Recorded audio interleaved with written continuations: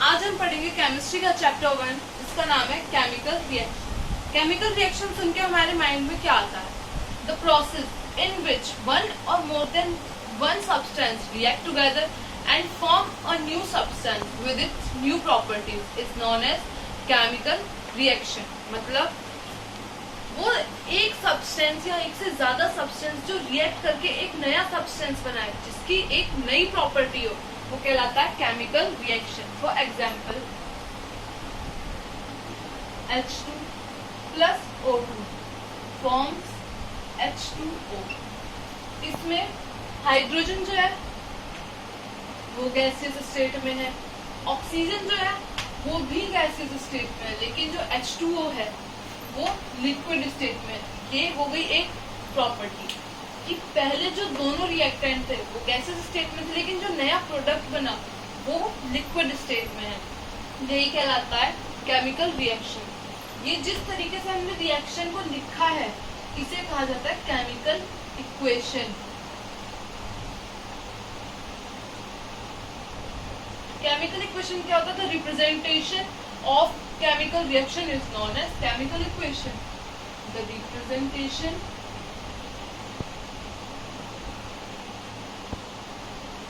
of chemical reaction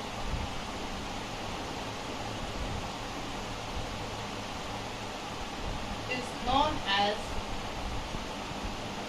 chemical equation. Chemical equation को हम skeletal equations भी कहते हैं। केमिकल इक्वेशन इधर स्केलेटल इक्वेशन। अब इन्हीं रिएक्शंस को हम नेक्स्ट टॉपिक में बैलेंस करेंगे। बैलेंस कैसे करेंगे?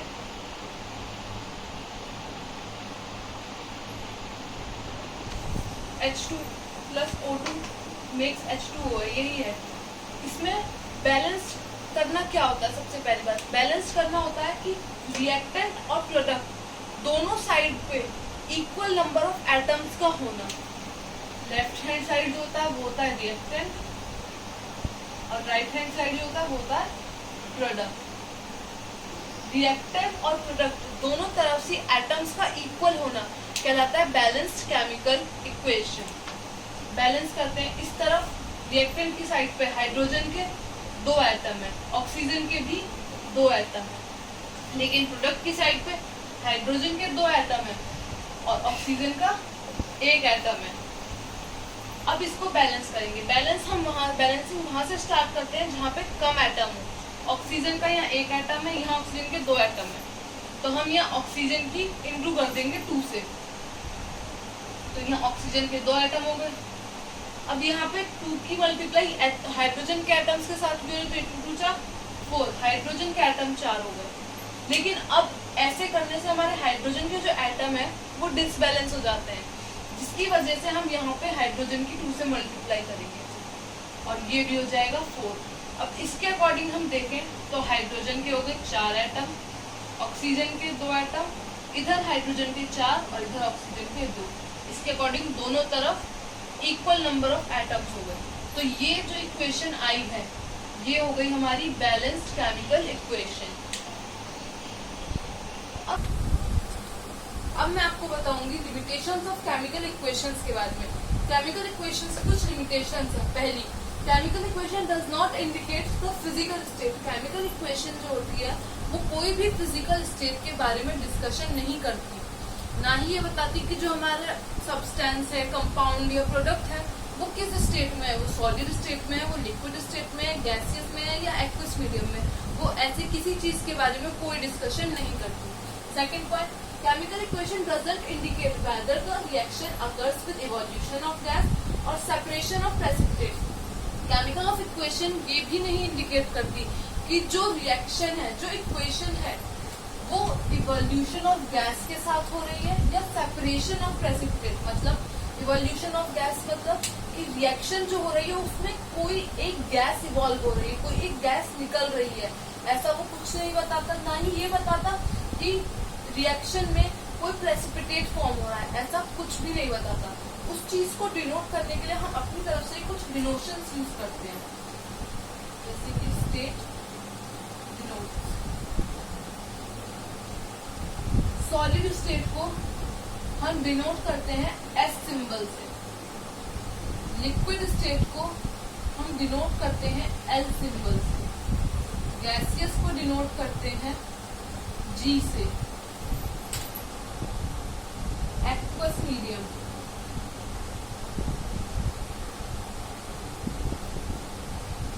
डिनोट करते हैं AQ से, इवोल्यूशन ऑफ गैस डिनोट करते हैं अप एरो से, एंड प्रेसिपिटेट और प्रेसिपिटेशन हम डिनोट करते हैं डाउनवर्ड एरो से। ये कुछ डिनोशंस होती है जिससे हमें पता लगता है इक्वेशन में कि क्या हो रहा है। जैसे कि मैंने भी बताया था H2 plus O2 forms H2O। तो इस इक्वेशन में हमें पता थोड़ी चल रहा है कि ये इसकी फिजिकल स्टेट क्या है, तो इसी के साथ हम लिखते हैं ये गैसियस में है G, ये गैसियस में है G और ये लिक्विड में है L। Now I am going to discussing about the types of chemical reactions.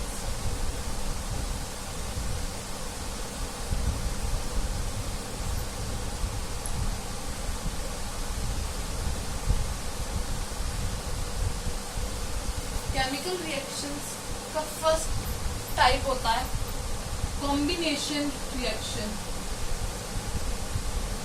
Combination reaction क्या होता है?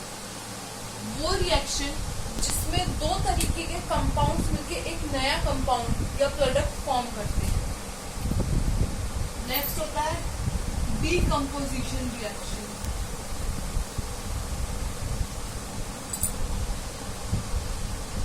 डीकम्पोजिशन रिएक्शन में कोई एक तरीके का प्रोडक्ट, एक तरीके का कंपाउंड होता है जो कि ब्रेक हो जाता है रिएक्शन होने के बाद दो या तीन अलग अलग कंपाउंड्स में। Displacement reaction.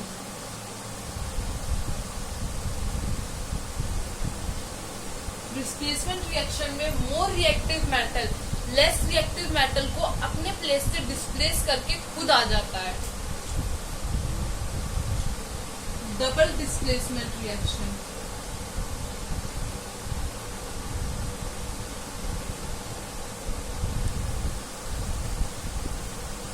इसमें दो बार एक हाई मेटल दूसरे लो रिएक्टिव मेटल को डिस्प्लेस करता है। And last reduction oxidation reaction. ये है एक नाम, लेकिन इसमें दो रिएक्शंस होती हैं। पहली reduction, removal of oxygen and addition of hydrogen is known as reduction, and oxidation is the removal of hydrogen and addition of oxygen is oxidation reaction. Start. Combination reaction.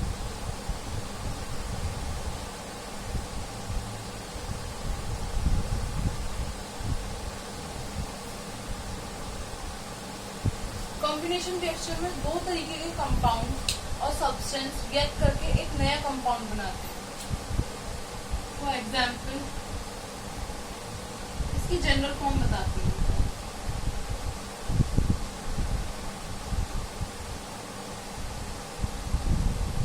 A plus B form C, मतलब दो अलग तरीके के compound मिलके एक नया compound बना रहे हैं। Example Mg plus O2 forms MgO। अब इसको बैलेंस करेंगे, इधर मैग्नीशियम का एक एटम, ऑक्सीजन के दो एटम, इधर मैग्नीशियम का एक और ऑक्सीजन का एक। तो बैलेंसिंग करने के लिए हम यहाँ 2 से मल्टीप्लाई करेंगे। अब यहाँ 2 ऑक्सीजन के एटम हो गए, 2 मैग्नीशियम के हो गए, लेकिन यहाँ मैग्नीशियम अनबैलेंस है तो मैग्नीशियम की भी 2 से मल्टीप्लाई कर देंगे। तो ये हो गई बैलेंस इक्वेशन। ऐसे ही होता है डीकम्पोजिशन रिएक्शन।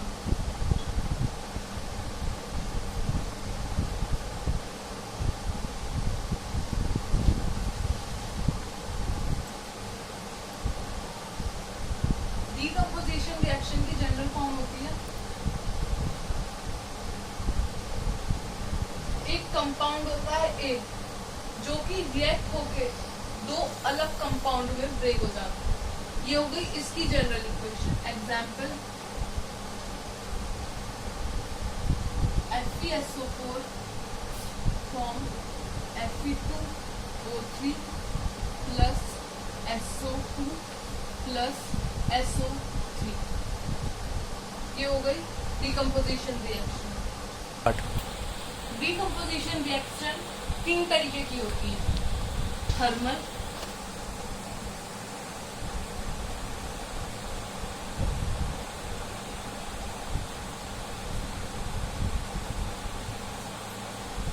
इलेक्ट्रोलिटिक,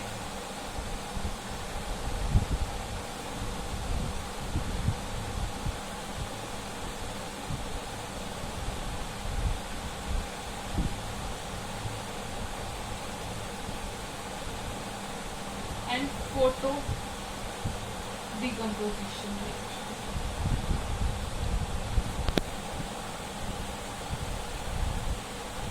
थर्मल नाम से ही पता चलता है, थर्मल मतलब हीट। जिस रिएक्शन को फॉलो करने में हीट की जरूरत हो वो होता है thermal decomposition reaction. Thermal decomposition reaction में हम एरो के ऊपर डेल्टा साइन बनाते हैं, वो होती है डिकम्पोजिशन रिएक्शन। इलेक्ट्रोलिटिक मतलब रिएक्शन को करने के लिए हमें इलेक्ट्रिसिटी की जरूरत होती है, वो कहलाती है इलेक्ट्रोलिटिक डिकम्पोजिशन रिएक्शन। इसमें हम एरो के ऊपर टेम्परेचर लिखते हैं, कितना टेम्परेचर या कितना अमाउंट ऑफ टेम्परेचर जरूरत है हमें रिएक्शन को कराने के लिए। फोटो डिकम्पोजिशन रिएक्शन में हमें सनलाइट की जरूरत होती है। फोटो मतलब सनलाइट, इसमें हम एरो के ऊपर लिखते हैं सनलाइट। स्टार्ट। डिस्प्लेसमेंट रिएक्शन,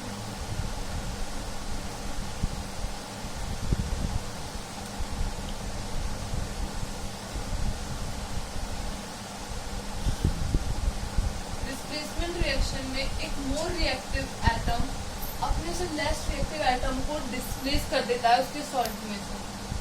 इसकी जनरल फॉर्म होती है A+,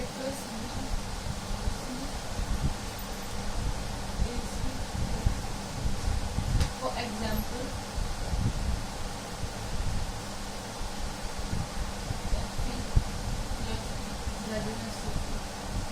इसमें Fe आयरन जो है वो जिंक से ज्यादा रिएक्टिव है, तो वो जिंक को उसके सॉल्ट में से रिमूव कर देगा और उस जगह पे खुद आ जाएगा और जिंक यहाँ से बाहर निकल जाएगा। तो ये बन जाएगा FeSO4 प्लस ZnO।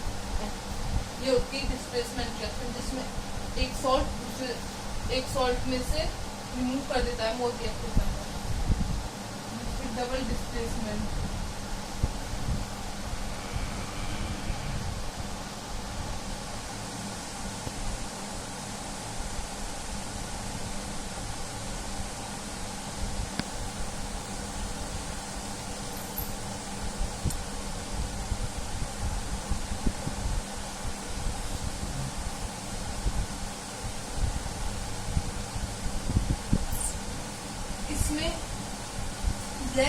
इसमें भी यही होता है कि less reactive more reactive less reactive atom को डिस्प्लेस कर देता है, लेकिन इसमें 2 सॉल्ट होते हैं। तो एग्जाम्पल HCl प्लस NaOH। इसमें Na सोडियम जो है वो हाइड्रोजन से ज्यादा रिएक्टिव है, तो सोडियम हाइड्रोजन को उसके सॉल्ट में से रिमूव कर देगा और उस जगह पे खुद आ जाएगा और हाइड्रोजन आ जाएगा सोडियम के प्लेस पे। तो ये बन जाएगा NaCl प्लस H2O। एक H और ये O फॉर्म जाएगा H2O।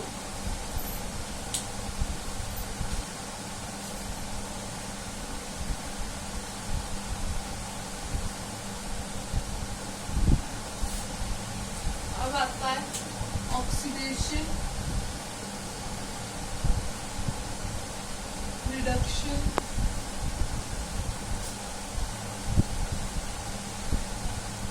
Reaction. Oxidation reduction reaction. Oxidation क्या होता है? ऑक्सीडेशन होता है removal of hydrogen and addition of oxygen. Oxidation कहलाता है removal of hydrogen and addition of oxygen. और रिडक्शन इसका अपोजिट होता है removal of oxygen and addition of hydrogen. इसका एग्जांपल, कॉपर को रिएक्ट अगर हम कराते हैं ऑक्सीजन से तो ये बनता है CuO। इसमें ऑक्सीजन ऐड हो रही है, ऑक्सीजन कॉपर के साथ ऐड होकर बनती है CuO, कॉपर ऑक्साइड। लेकिन अगर इसी में इसका हम अगर रिडक्शन की बात करें, रिडक्शन में ऐसा नहीं होता। CuO अगर हम इसकी रिएक्शन कराएं H के साथ, H2 के साथ, तो ये बन जाएगा Cu प्लस H2O। इसमें कॉपर में से ऑक्सीजन निकल गई, तो ये क्या हो गया, रिमूवल ऑफ ऑक्सीजन भी। और रिमूवल ऑफ ऑक्सीजन क्या रहता है, रिडक्शन। और एडिशन ऑफ ऑक्सीजन, यहाँ कॉपर में ऑक्सीजन ऐड होकर CuO बन गया, तो एडिशन ऑफ ऑक्सीजन। और एडिशन ऑफ ऑक्सीजन कहलाता है ऑक्सीडेशन। कोरोजन, कोरोजन मतलब एक तरीके से जंग। जंग जो कि नॉर्मल चीज होता है, जंग जो होता है वो अधिकतर लोहे में लगता है, लेकिन उसके लिए हम कहते हैं रस्टिक। जो जंग लोहे में लगता है उसे कहते हैं रस्टिक। और कोरोजन जो होता है वो नॉर्मली मान लीजिए जैसे चांदी में लगता है, चांदी काली पड़ जाती है उसमें जंग लगता है, उस प्रोसेस को हम कहेंगे corrosion. Process of slowly heating up of metal due to attack of atmosphere gases like oxygen, carbon dioxide etcetera. जो धीरे धीरे करके गैसेस जो हमारे एटमॉस्फेयर में है, जब वो मेटल पर अटैक करती हैं, उन्हें खाती हैं धीरे धीरे, तो वही प्रोसेस कहलाता है कोरोजन। और for iron it is known as rusting.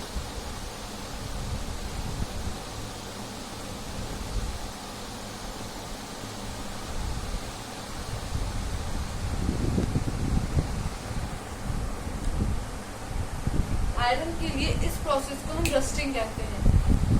ये होती है रिएक्शन जो आयरन के लिए होती है, रस्टिंग के लिए। आयरन ऑक्सीजन और मॉइस्चर के कांटेक्ट में आता है और फिर उस पर जो रस्ट लगती है तो उसको कहते हैं Fe2O3.XH2O। इसको हम प्रिवेंट कर सकते हैं गैल्वेनाइजेशन करके, पेंट करके और भी बहुत से प्रोसेसेस से। फिर आता है रेंसिडिटी। रेंसिडिटी क्या होता है, ऑक्सीडेशन ऑफ ऑयल्स और fats in food resulting into a bad smell and test.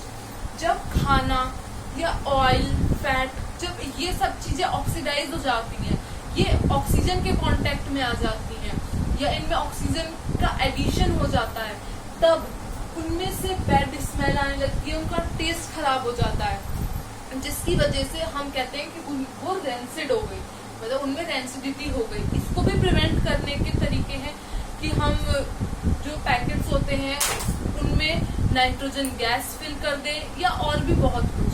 तो यही था हमारा chapter 1 chemical reaction. Thank you.